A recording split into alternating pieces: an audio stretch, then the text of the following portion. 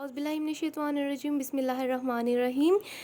آج میں قرآن پاک کا ایک سیگمنٹ شروع کر رہی ہوں، پلے لسٹ شروع کر رہی ہوں اپنی قرآن پاک کی۔ تو جن جن لڑکیوں کے پاس تھوڑا ٹائم ہوتا ہے، مطلب اللہ پاک کو پتہ ہے، اللہ پاک نے قرآن میں لکھا ہوا ہے کہ مجھے پتہ ہے تمہاری دنیا کی بڑی مصروفیات ہوتی ہے، تو جتنا قرآن ہو سکتا ہے تم سے ایزیلی تم اتنا پڑھ لیا کرو۔ تو کیا کروں گی میں کہ دن کے 5 پیج آپ کو پڑھا دیا کروں گی، آپ پڑھ لیا کریں تو، اور اس کو شیئر کر دیا کریں، آپ کے لیے بھی نیکی کا باعث بن جائے گا، میرے لیے بھی نیکی کا باعث بن جائے گا۔ میں کوئی لمبی چوڑی تفصیلوں میں نہیں پڑھوں گی، لمبی چوڑی تفصیلیں بھی ملیں گی لیکن اس پلے لسٹ میں نہیں ملیں گی، وہ کسی اور پلے لسٹ میں۔ اس میں بس جتنا ہو سکے نا شارٹ میں آپ کو سمجھا دوں گی کہ آپ کو نا آئیڈیا ہو جائے کہ ہاں یہ چیز ہے اس میں، ٹھیک ہے۔ دوسری چیز یہ کہ آپ کو اگر کہیں سے بھی کچھ بھی سمجھ نہیں آتا تو مجھے فوراً آپ کمنٹ کریں یا فوراً آپ مجھ سے کانٹیکٹ کریں، آپ کو نیچے لنک ڈسکرپشن میں مل جائیں گے۔ ویسے تو آپ کمنٹ ہی کریں گے تو اسی ٹائم میں آپ کو جب بھی دیکھوں گی میں آپ کو رپلائی کروں گی، آپ کی کنفیوژن حدیث اور تفاسیر کے ریفرنس سے میں آپ کو سولو کر کے دوں گی۔ تو اس لیے ٹینشن نہیں لینی، کوئی مشکل نہیں ہونی، انشاءاللہ آپ ساتھ بنے رہیے تو آپ کی آخرت میں بہت فائدہ ہوگا۔ باقی ہم بھی انسان ہیں، انسان سے غلطی ہوتی رہتی ہے، تو اللہ پاک میری اور آپ کی تمام تر غلطیاں معاف فرمائے۔ استغفر اللہ استغفر اللہ استغفر اللہ، اللہم اجرنی من النار۔ اعوذ باللہ من الشیطان الرجیم، بسم اللہ الرحمن الرحیم۔ شروع کرتے ہیں ہم آیت نمبر 32 سے، پارہ نمبر ہے یہ 25، آیت نمبر ہے یہ 43، اور یہ ہے سورہ نمبر ہے یہ 43 اور اس کی آیت ہے 36۔ اور جو شخص رحمان کی یاد سے غفلت کرے ہم اس پر ایک شیطان مقرر کر دیتے ہیں، وہی اس کا ساتھی رہتا ہے۔ اچھا، سورہ ناس میں تفصیل میں اس کی لکھا ہوا ہے کہ نبی صلی اللہ علیہ وسلم نے فرمایا ہے کہ جب بھی انسان پیدا ہوتا ہے اس کے ساتھ تو ایک شیطان ہوتا ہے۔ یہ کون سا شیطان ہے جو نیا آ گیا؟ یہ نیا شیطان نہیں ہے، یہ قرین ہے جس کا قرآن کی عربک میں ذکر کیا گیا ہے۔ اسی لیے کہتے ہیں کہ ترجمہ کسی بھی، یہ سر عامر سہیل کہتے ہیں، ترجمہ کسی بھی لینگویج کا نیم و بدل نہیں ہوتا، ٹھیک ہے۔ تو اس میں قرین کا ذکر ہے قرآن کی پچھلی آیت میں،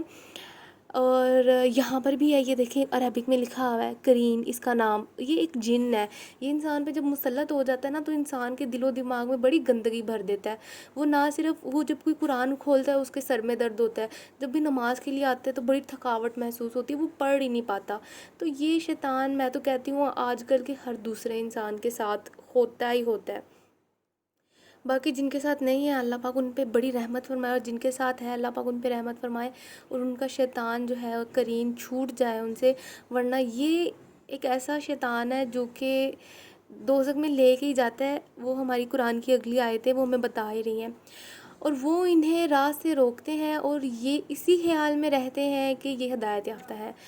اور وہ انہیں راہ سے روکتے ہیں، وہ شیطان ان انسانوں کو راہ سے روکتے ہیں اور یہ اسی خیال میں رہتے ہیں کہ ہم ہدایت یافتہ ہے۔ کہ یہ وہی بات ہوگی نا کہ ایک مسلمان سوچتا ہے کہ لا الہ الا اللہ محمد رسول اللہ، میں جنتی ہوں۔ ایسی کوئی بات نہیں ہے، آپ کو مسلمان ہونے کے لیے مسلمان کے دائرے میں کھڑے رہنا پڑے گا۔ آپ کو یہ کہلوانے کے لیے کہ میں بیکن اسکول کا ہوں یا میں فاروقی اسکول کا ہوں یا میں کسی بھی ایجوکیٹر کا ہوں یا کسی بھی اسکول کا ہوں نا، تو اس کے لیے آپ کو اٹینڈنس لگانی پڑے گی، وہاں پہ پڑھنا پڑے گا، اس کا اسٹوڈنٹ بننا پڑے گا۔ یہ نہیں کہ سارا سال نہیں آئے، ایڈمیشن بھی نہیں ہوا اور کہہ دیا کہ جی میں تو بیکن اسکول والا ہوں، ایسا نہیں ہوتا۔ تو ویسے ہی مسلمان کے دائرے میں آپ کو رہنے کے لیے مسلمان بن کے دکھانا پڑے گا، ٹھیک ہے۔ باقی ہاں یہ بھی لازم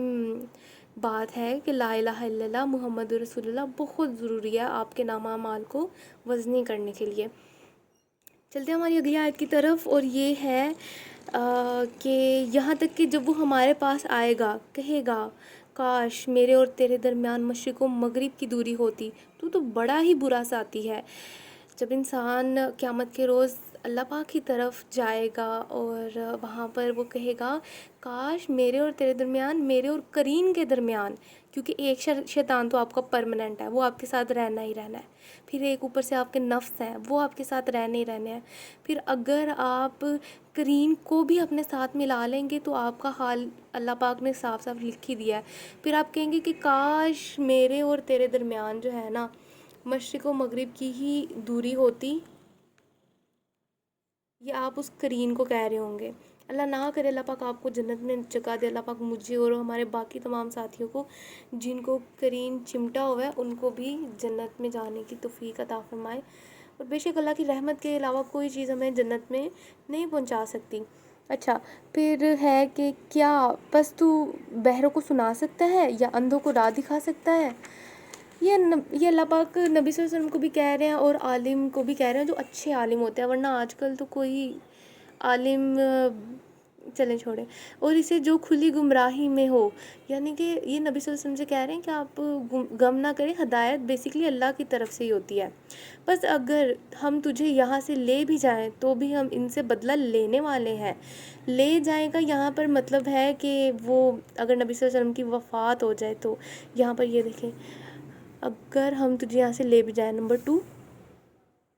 2 یعنی تجھے موت آ جائے قبل اس کے کہ ان پر عذاب آئے یا تجھے مکے سے نکال لے جائیں،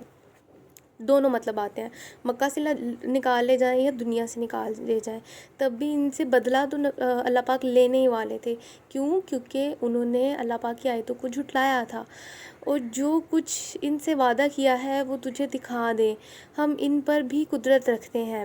یعنی کہ ابھی آپ صلی اللہ علیہ وسلم مکہ میں ہی ہو یا آپ زندہ ہی ہو تب بھی ان کو یہ سب کچھ عذاب دکھا دیں، اللہ پاک اس چیز پر بھی قادر ہے۔ بس جو وہی آپ کی طرف کی گئی ہے اسے مضبوطی سے تھامے رہیں، پر بے شک آپ راہ راست پر ہیں، وہی کی گئی ہے یعنی کہ یہ قرآن، اس کو آپ نے مضبوطی سے پکڑ لینا ہے، یہ نہیں کہ بس ایسی کتاب کو زور سے پکڑا ہوا ہے اور پڑھ نہیں رہے، مضبوطی سے پکڑنا، دل کی مضبوطی سے پکڑنا، اچھے سے پڑھیں اس کو،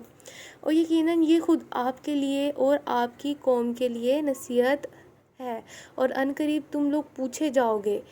اور ہمارے ان نبیوں سے پوچھیں جنہیں ہم نے آپ سے پہلے بھیجا تھا کہ کیا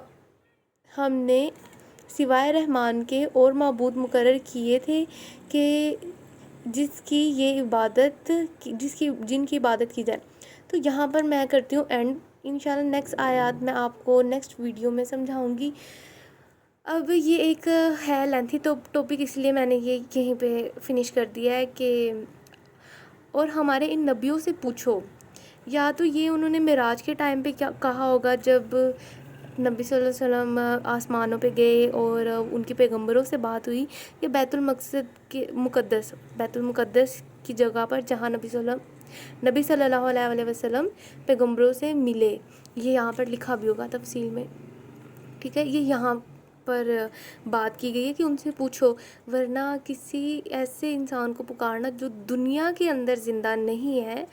یہ حرام کام ہے، اور یہ بھی ہم آپ کو ساتھ قرآن پڑھتے پڑھتے اس کی بھی آیات بھی دکھا دوں گی اور تفصیل بھی سارے سمجھا دوں گی۔ تو اسی کے ساتھ اللہ حافظ۔